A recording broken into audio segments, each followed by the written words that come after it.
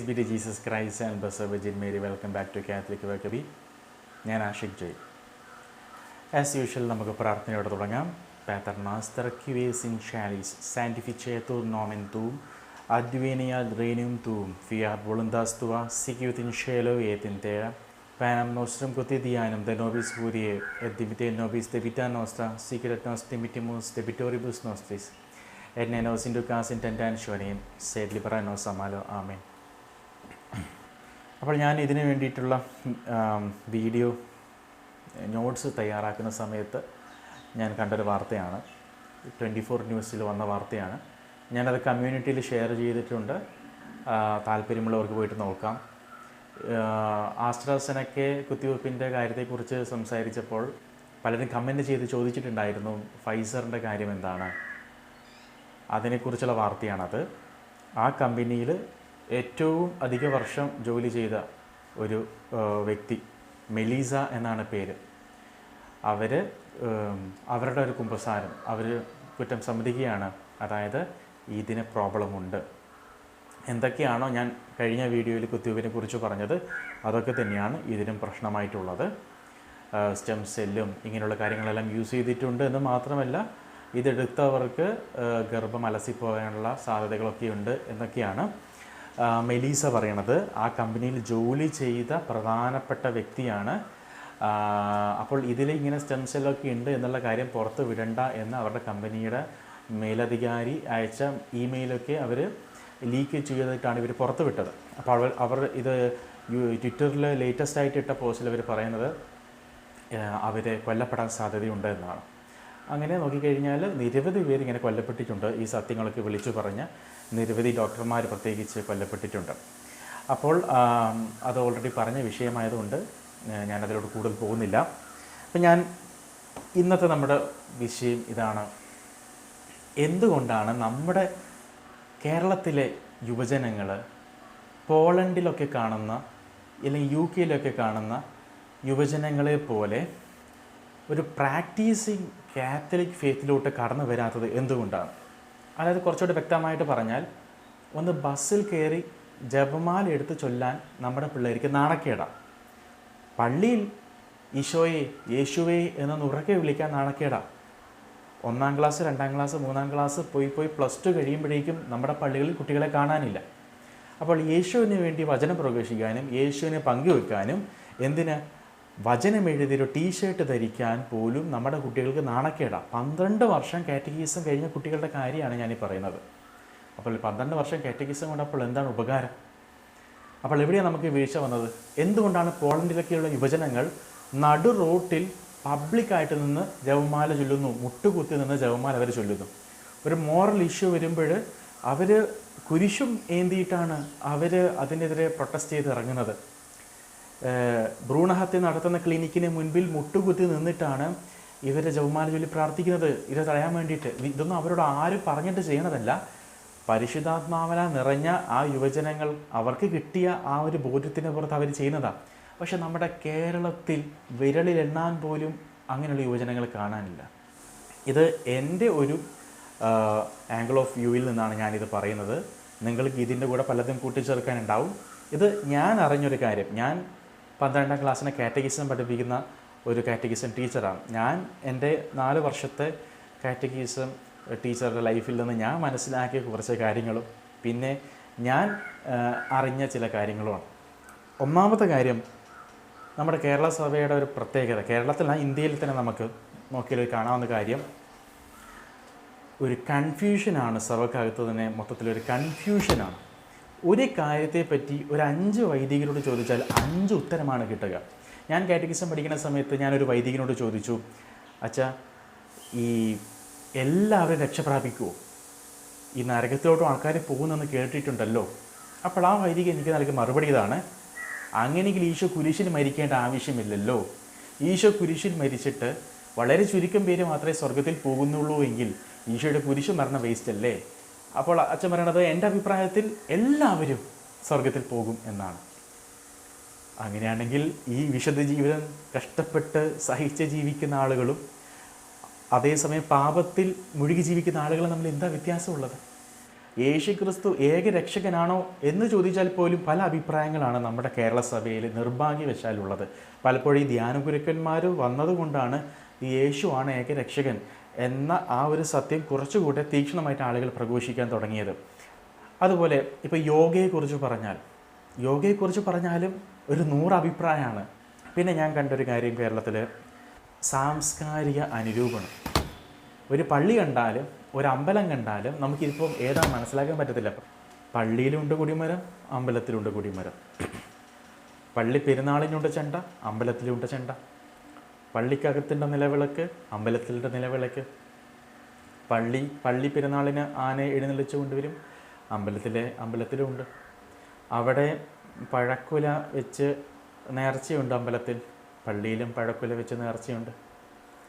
അവിടെ അന്നദാനമുണ്ട്, ഇവിടെ അന്നദാനമുണ്ട്. അപ്പോൾ എന്താ ഇല്ലാത്ത? അപ്പം നമ്മളെ വളർന്നു വരുന്ന പിള്ളേർ നോക്കുമ്പോൾ അതും സെയിം ഇതും സെയിം. അപ്പം പിന്നെ ഞാൻ വിശ്വസിക്കുന്ന വിശ്വാസത്തിന് എന്താ പ്രത്യേകത? എന്നിട്ട് ഫേസ്ബുക്കിലും മറ്റും എനിക്ക് അദ്ദേഹത്തിൻ്റെ പേര് മറന്നുപോയി, ഗോപാലകൃഷ്ണൻ എന്നാണ് തോന്നുന്നു അദ്ദേഹത്തിൻ്റെ പേര്. അദ്ദേഹം മരിച്ചുപോയി. അപ്പോൾ അദ്ദേഹമൊക്കെ പറയുന്നത്, നമ്മൾ ക്രൈസ്തവർക്ക് ഒന്നും ഇല്ലാത്തതുകൊണ്ട്, നമുക്ക് പ്രത്യേകിച്ച് യുണീക്കായിട്ട് ഒന്നും ഇല്ലാത്തതുകൊണ്ട് ഹൈന്ദവരുടെ കാര്യങ്ങൾ കോപ്പി അടിച്ചിട്ട് ചെയ്യുന്ന ഒരു മതം, ഇതാണ് അദ്ദേഹം പറയുന്നത്. അപ്പോൾ അതിനെ പിൻപറ്റുന്ന നിരവധി ഹൈന്ദവ സുഹൃത്തുക്കൾ പറയണതും, നിങ്ങൾക്ക് പ്രത്യേകമായിട്ടും നിങ്ങൾക്കൊന്നുമില്ല, അതുകൊണ്ട് നിങ്ങൾ എന്ത് ചെയ്യുന്നു, ഞങ്ങളുടേത് കോപ്പി അടിക്കുന്നു, ഞങ്ങൾക്ക് അരവണമുണ്ട്, നിങ്ങളതുപോലെ നേരത്തെ നിങ്ങളുടെ സംഭവം കൊടുക്കുന്നു എന്ന് പറഞ്ഞിട്ട്. പോരാത്തതിന് ഭാരത കുർബാന, ഇന്ത്യൻ മാസ് എന്ന് പറഞ്ഞിട്ട് നിലത്തിരുന്ന് കണ്ടാൽ അതൊരു പൂജ ആണ്, ഒരു ഹൈന്ദവ പൂജയാണെന്ന് തോന്നിക്കുന്ന രീതിയിലുള്ള കുർബാന. എന്നാൽ നിങ്ങൾ പോളണ്ടിലേക്ക് നോക്കിക്കേ, അവിടെ ട്രഡീഷണൽ ലാറ്റിൻ കുർബാനയാണ്, റവറൻസാണ് അവിടെ പരിശുദ്ധ കുർബാനയ്ക്ക് നൽകുന്നത്. മുട്ടിന്മേൽ നിന്ന് പിള്ളേർ കുർബാന സ്വീകരിക്കുന്നത്.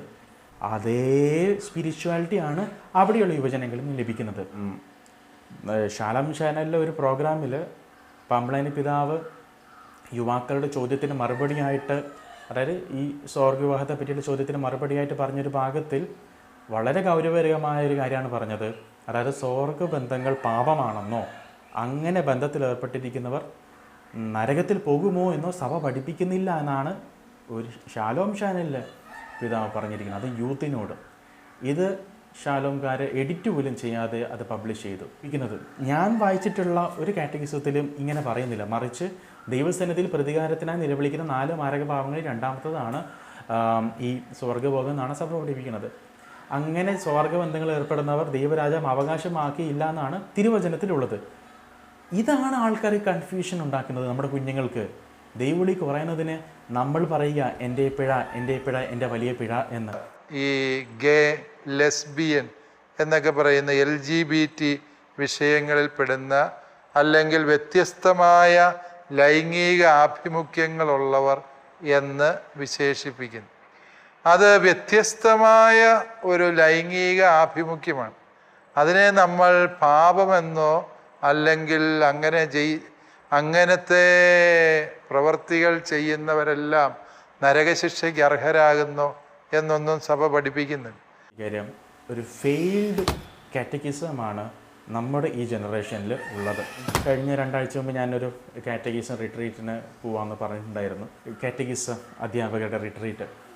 അപ്പോൾ ആ റിട്രീറ്റിൽ ഒരു അധ്യാപകൻ എന്നോട് പറഞ്ഞ കാര്യം, അദ്ദേഹം പറഞ്ഞു, അദ്ദേഹം നേരിട്ടാണ് എല്ലാം ചെയ്യാറ്, ദൈവത്തോട് പ്രാർത്ഥിക്കാറ്, ഒരു മധ്യസ്ഥൻ്റെ ഒന്നും ആവശ്യമില്ല, വിശുദ്ധരിലൊന്നും അദ്ദേഹത്തിന് വിശ്വാസമില്ല, അതുകൊണ്ട് നേരിട്ടാണ് അദ്ദേഹം പ്രാർത്ഥിക്കുന്നത് എന്നാണ്.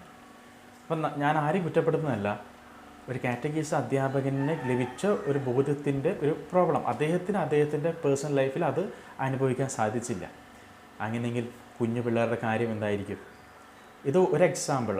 യേശു ഏകരക്ഷകനാണെന്ന് വിശ്വസിക്കാത്ത നിരവധി കാറ്റഗിസം ടീച്ചേഴ്സ് ഉണ്ട്. ഈ ടെക്സ്റ്റ് ബുക്കിലുള്ളത് കൊണ്ട് മാത്രം പഠിപ്പിക്കുന്നവരുണ്ട്. പേഴ്സണൽ ലൈഫിൽ എല്ലാ ആലയങ്ങളിലും പോയി പ്രാർത്ഥിക്കുന്നവരുണ്ട്. ഇങ്ങനെയുള്ളവരാണ് നമ്മുടെ കുഞ്ഞുങ്ങളെ പഠിപ്പിക്കുന്നതെങ്കിൽ ഈ കുഞ്ഞുമക്കളുടെ അവസ്ഥ എന്തായിരിക്കും? വരാനിരിക്കുന്ന തലമുറയുടെ അവസ്ഥ എന്തായിരിക്കും? ഈ കാറ്റഗിസം ഫെയിലായതുകൊണ്ടാണ് കേരളത്തിൽ ഇവാഞ്ചലൈസേഷനും ഫെയിലായത്. കേരളത്തിൽ സുവിശേഷവൽക്കരണം വൻ പരാജയം.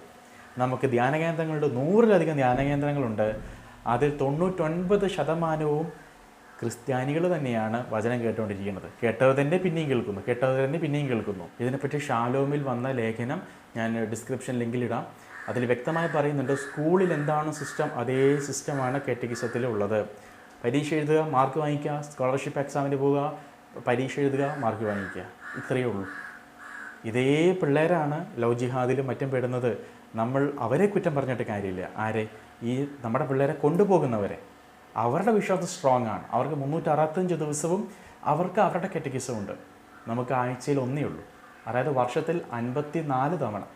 ഈ 54-ൽ പലതും പെരുന്നാളും തിരുനാളും പറഞ്ഞിട്ട് ഉണ്ടാവത്തില്ല. അതിൽ 2 മാസം വെക്കേഷനുമാണ്.